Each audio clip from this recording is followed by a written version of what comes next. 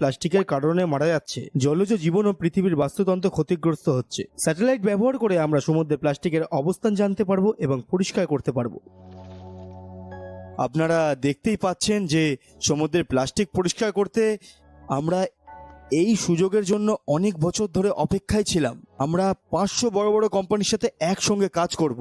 জানি এইসব প্রজেক্ট কার্যকর করার মতো সময় আমাদের খুবই কম। কার্তিক, আমি চাই তুমি এই প্রজেক্টের দায়িত্ব নাও। অবশ্যই স্যার, চেষ্টা করব। ক্যাফেটেরিয়ায় বসে সময় নষ্ট করতে দেখলে কার্তিক মেরেই ফেলবে। ক্যাফেটেরিয়া মানেই হলো মরার সময়। কাল থেকে আর অবসর সময় থাকবে না। শুধু মেল পেয়েছি ভাই, প্রজেক্টটা ডেডলাইনের আগে ডেলিভারি দিতে পারবো তো? প্রজেক্টের ডেডলাইন সব আমাদের জিনিস। ওকে, আমি আছি। ধুর, এখানেও এসে পড়েছে।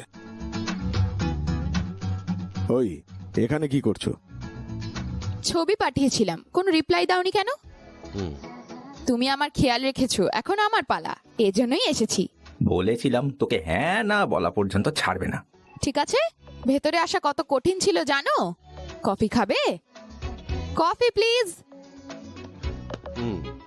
ওই, তোরা কি কফি খাবি নাকি টিমটা চেঞ্জ করব? না না না না না না, আসছি, আমরা আসছি। ওদের সঙ্গে কথা বলো, আমি থাকছি না। কোথায় যাচ্ছো? কার্তিকের সাথে কফি খাওয়া এত সহজ না।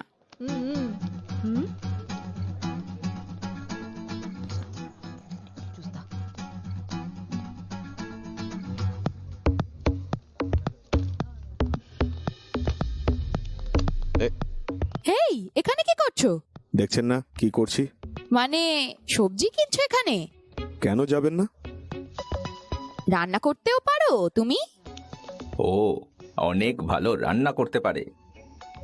চৈত্রা, তুই অনেক ভাগ্যবতী। কেন? স্বামী রান্না জানলে সেই স্ত্রী